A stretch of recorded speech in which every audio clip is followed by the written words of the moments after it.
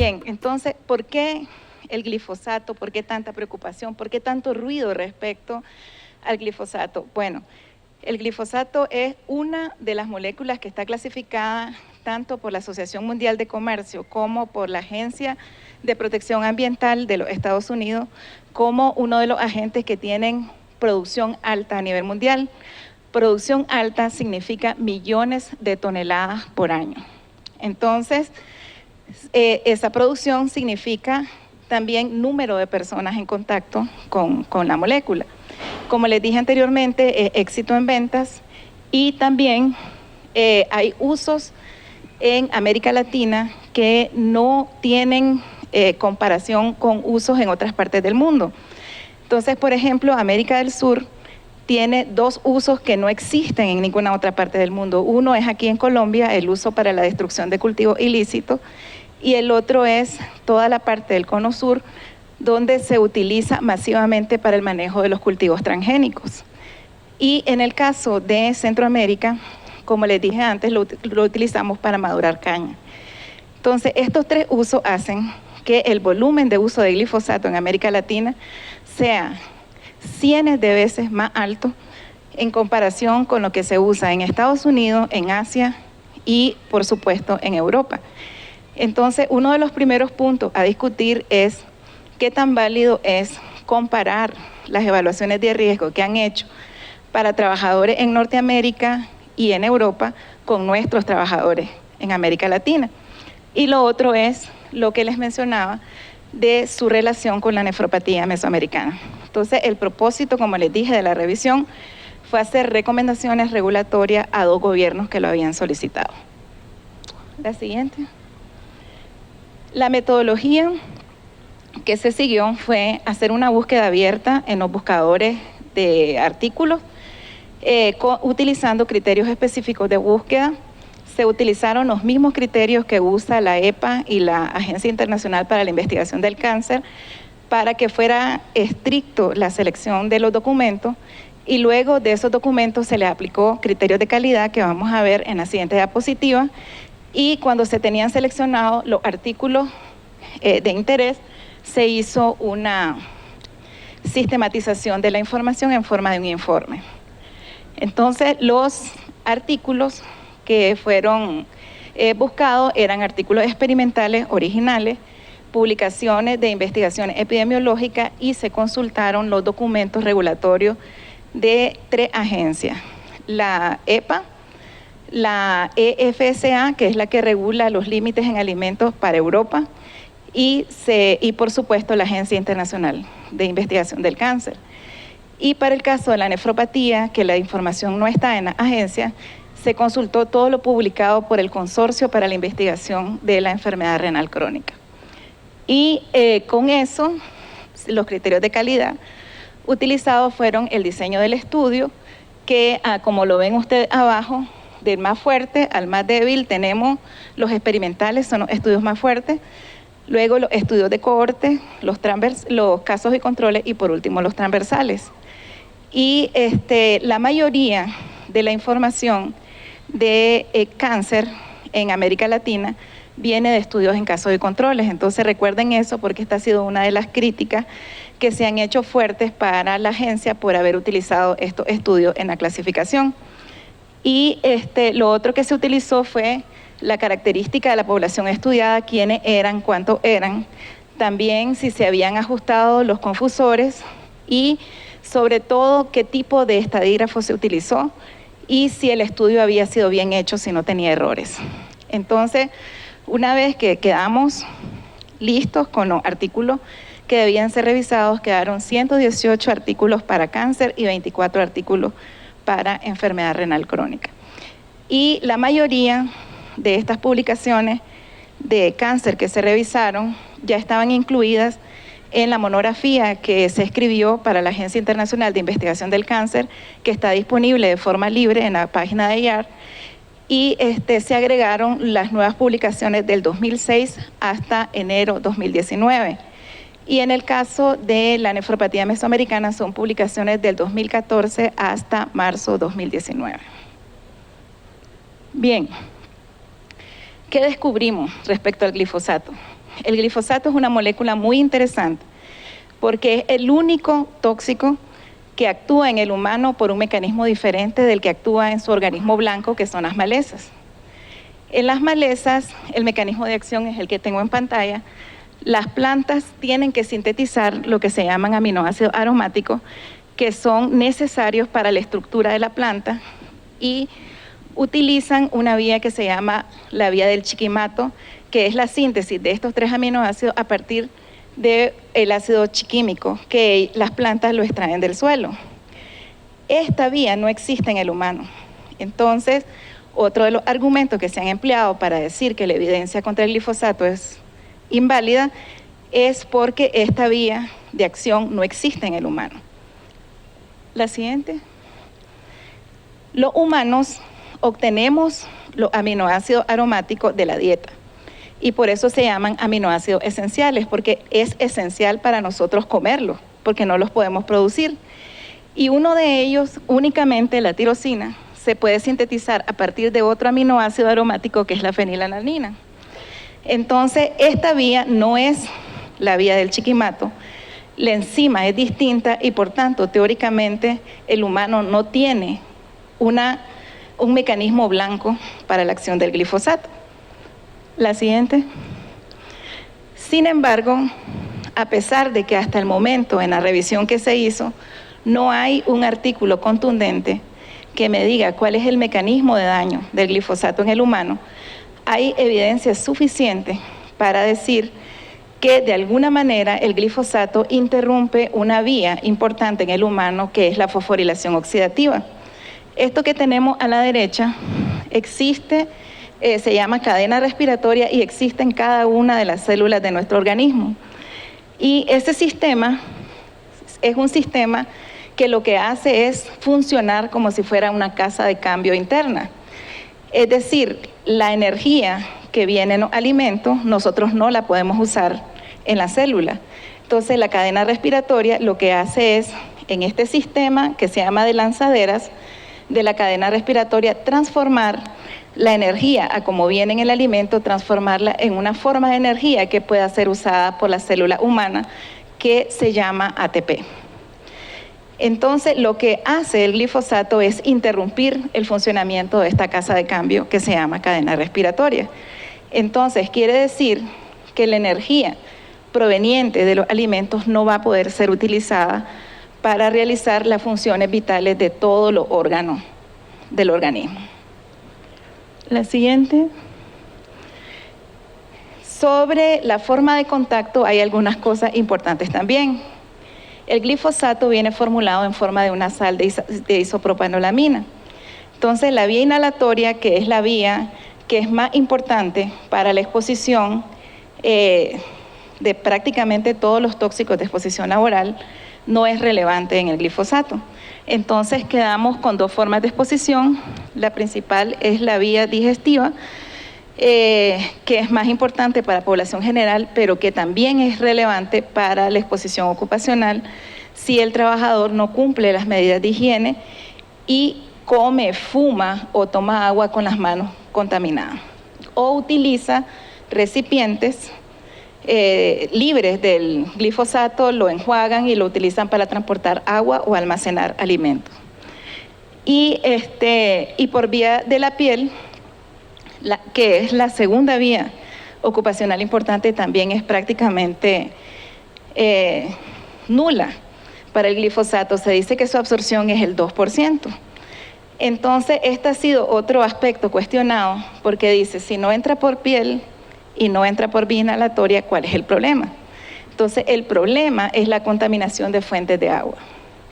Recuerden que se aplica por vía aérea. Y la aplicación por vía aérea es súper contaminante para todos los compartimentos ambientales, suelo, agua y aire. Entonces, el depósito de glifosato en el suelo me contamina los medios de nutrición de las plantas y contamina las fuentes de agua de donde nosotros tomamos el agua de bebida. Entonces, tanto trabajadores como población general estamos expuestos al glifosato a través de la contaminación de las fuentes de agua.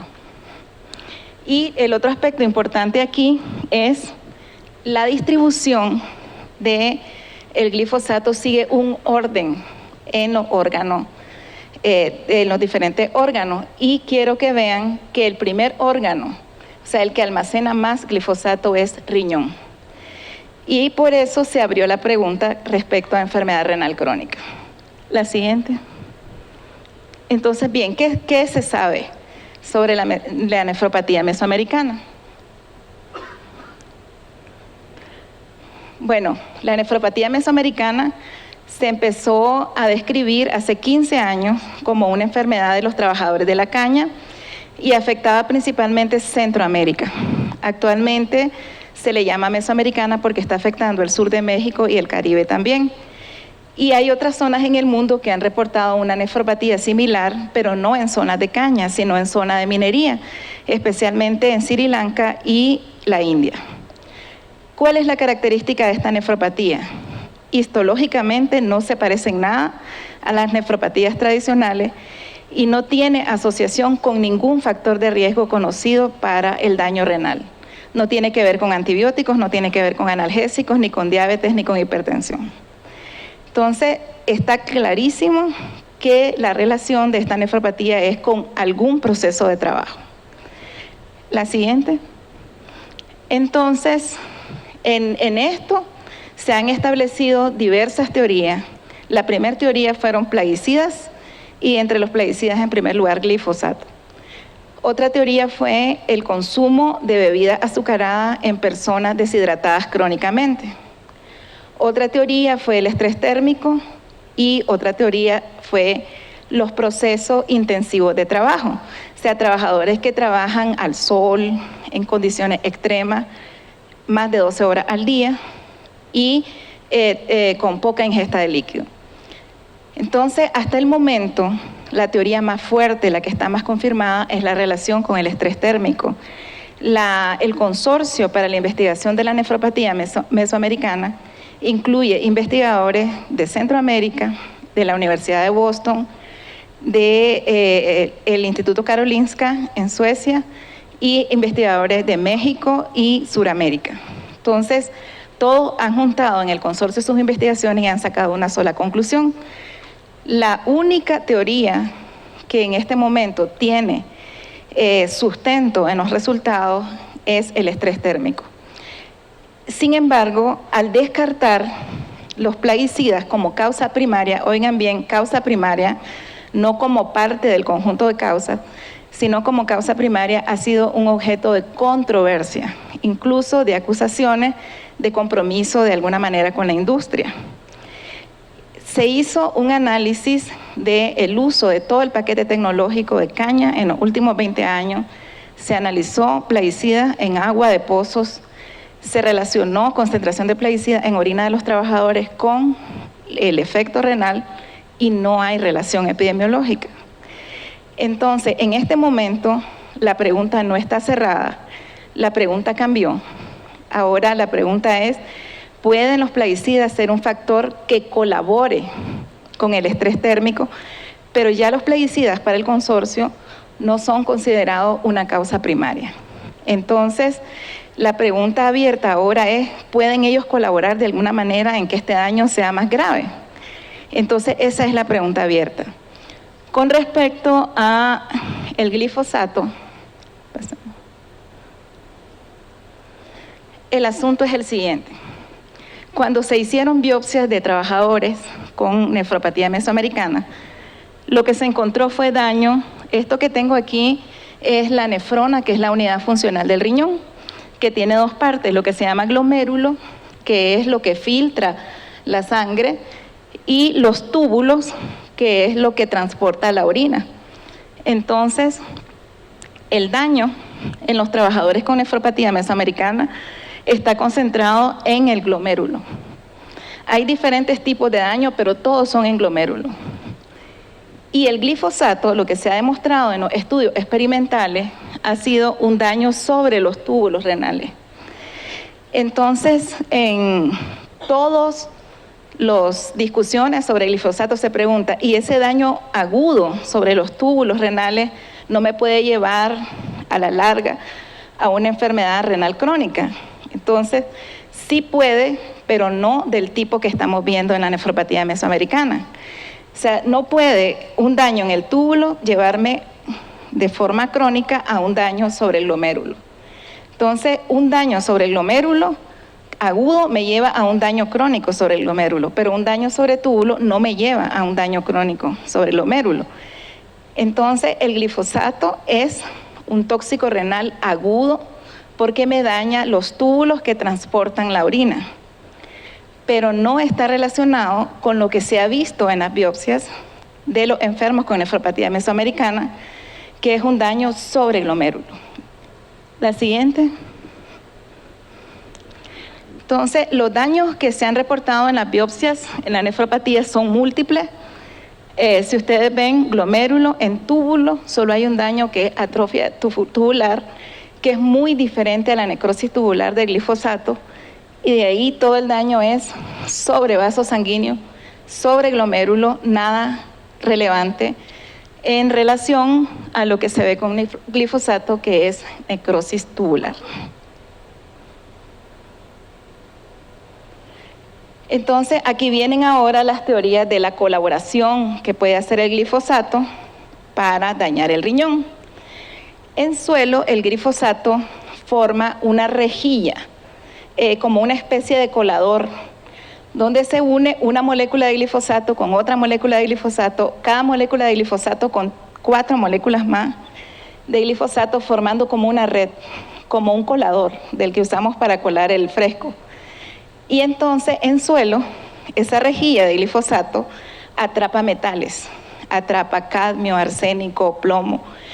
Entonces, la teoría de los investigadores de Sri Lanka, que es esta que tenemos aquí a la izquierda, me dice que así como el glifosato puede formar una red que atrapa metales en el suelo, puede pasar eso en la sangre de las personas, se forme una red de glifosato que me atrape metales y que de esa manera metales que nunca llegarían a dañar el riñón, llegan en masa al riñón, atrapados por la red de glifosato. Esta teoría de los investigadores de Sri Lanka, ellos la han demostrado con plomo, en trabajadores, en personas expuestas simultáneamente a plomo y a glifosato, pero solamente los investigadores de Sri Lanka han publicado evidencia. Siguiente. Entonces, ¿qué podemos decir sobre la nefropatía?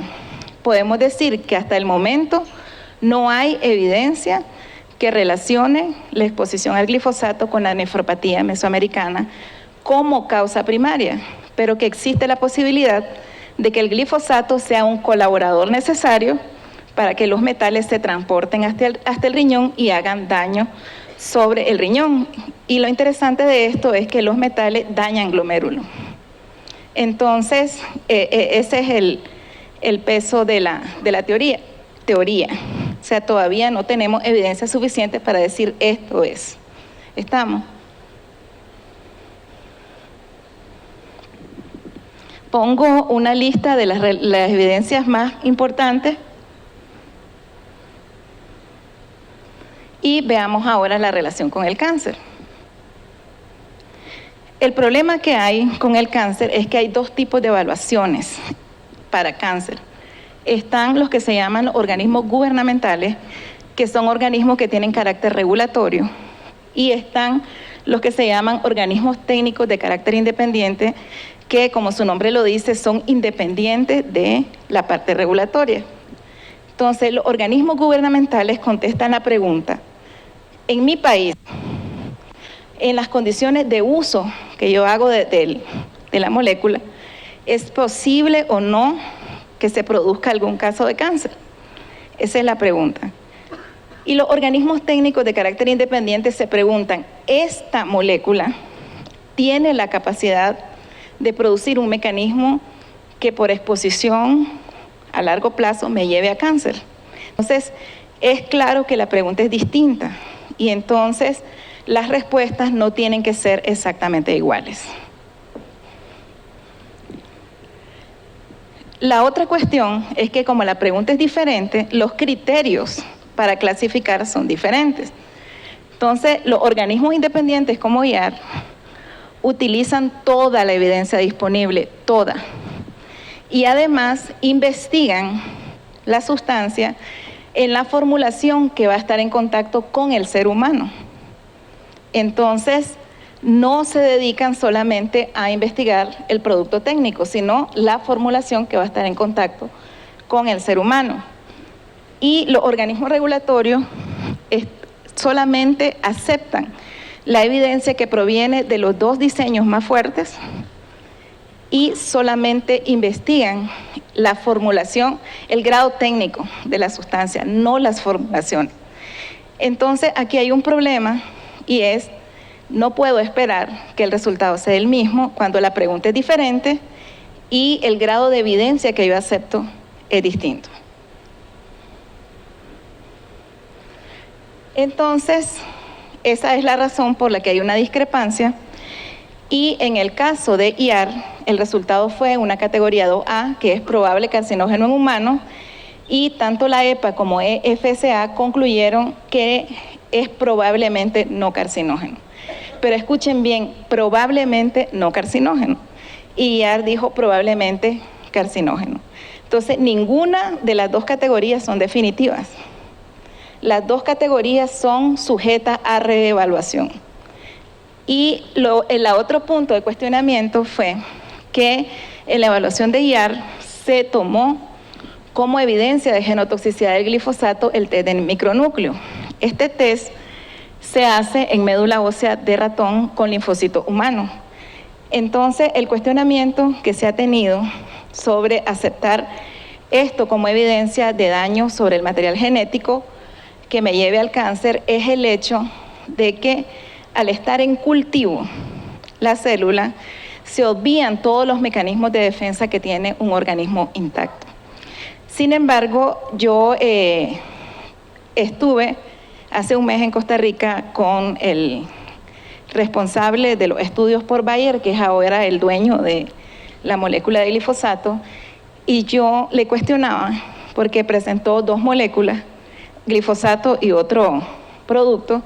Entonces, en uno me presenta como evidencia el test de micronúcleos para decir, porque salió negativo, para decir no es carcinógeno, pero no lo acepta para glifosato porque salió positivo. Entonces, aquí hay una cuestión de cuál es el interés detrás, ¿verdad? Entonces, lo acepto si me conviene, no lo acepto si no me conviene. Entonces, para las agencias técnicas de carácter independiente, el test de micronúcleo es válido. Entonces, y este fue el que se empleó para la clasificación. Entonces, ¿qué fue lo que se encontró en IAR? Evidencia en humanos limitada para un solo tipo de cáncer, que fue el linfoma no-Hodgkin. Y evidencia en estudios en animales para todos esos otros tipos de cáncer. Riñón, hemangiosarcoma, páncreas y tiroides. Y la evidencia mecanística, como les dije, test de micronúcleo y también estrés oxidativo. Y entonces la categoría es probable carcinógeno. La categoría definitiva es la 1, que es carcinógeno. Entonces, esta molécula tiene que ser sujeta a una reevaluación, pero para fines regulatorios, con una categoría 2A, yo debo asumir que es. Y el mecanismo que se relaciona con glifosato es que inhibe lo que se llama el pedal de freno del cáncer. Nosotros nacemos con los genes de los cánceres que vamos a padecer y también con los genes que me impiden que ese cáncer se desarrolle. Entonces, lo que hace el glifosato es, entonces, yo nazco con el acelerador y el pedal de freno puesto. Entonces, el glifosato no me induce a formar el cáncer, me elimina los genes que me defienden contra el cáncer. Entonces, ese es uno de los mecanismos. El otro mecanismo, que es el estrés oxidativo, lo que hace es que me incrementa las especies reactivas de oxígeno y me disminuye el sistema que me destoxifica el organismo de las especies reactivas de oxígeno. Y entonces se viene lo que se llama el estrés oxidativo y se incrementa la necesidad del organismo de agentes antioxidantes.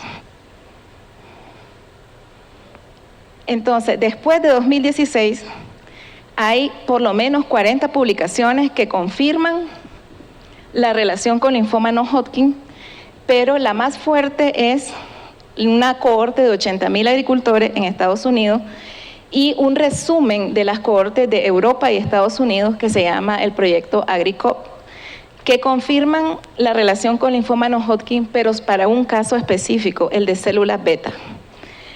Pero también aparece una relación con leucemia mieloide, que no se había publicado antes, y aparece un nuevo mecanismo que es relacionado con cáncer, y es la disrupción del sistema endocrino. El glifosato disminuye los niveles de progesterona, lo que hace más probable que se produzcan cáncer relacionados con estrógeno, como el cáncer de ovario, el cáncer de testículo, el cáncer de mama y el cáncer de próstata.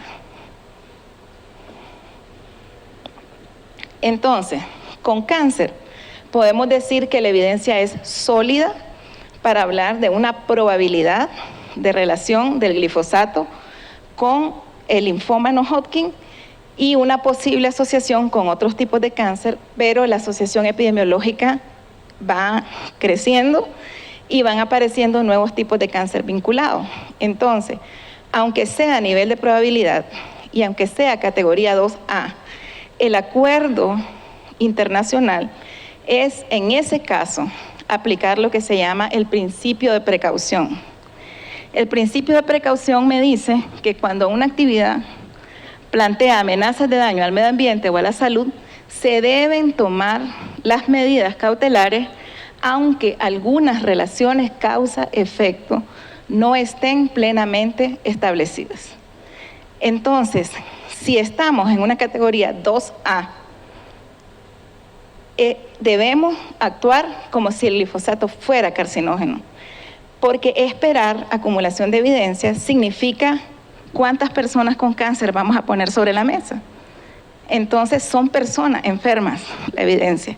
Entonces, con este muchacho de Bayer, yo le decía, porque dice, la evidencia es pobre, pero ¿cuántos enfermos necesitas para actuar?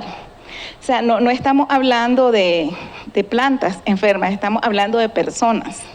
¿Cuántos trabajadores enfermos necesitamos poner sobre la mesa? Entonces yo le insisto, con el cáncer la evidencia es suficiente para aplicar el principio precautorio.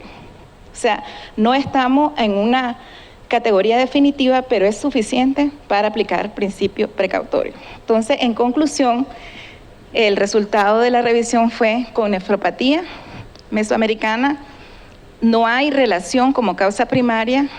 Está abierta una pregunta de si es posible que la teoría de la rejilla sea factible en el humano. Con cáncer debemos actuar. Entonces, esa es la conclusión de la revisión y de ahí se derivaron las recomendaciones para la consulta que fue hecha. Muchas gracias.